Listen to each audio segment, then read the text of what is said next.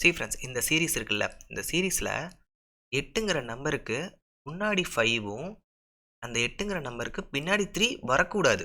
ஓகேவா? இந்த மாதிரி காம்பினேஷனில் எத்தனை 8 இருக்குது பாருங்கள். இப்போ கொஷின் வந்துருங்க இந்த சீரிஸில்.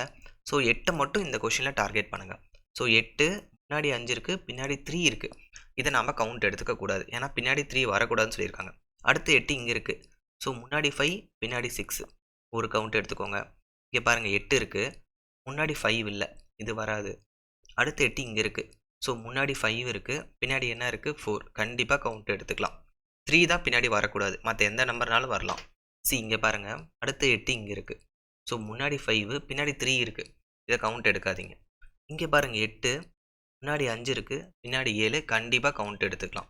இங்கே பாருங்கள் 8, முன்னாடி 5 இருக்குது, பின்னாடி 2, ஸோ கண்டிப்பாக கவுண்ட் எடுத்துக்கலாம். ஸோ இந்த காம்பினேஷன் படி எத்தனை 8 இருக்குன்னா 4 8 இருக்குது. ஃப்ரெண்ட்ஸ், கிளியராக இருக்கா?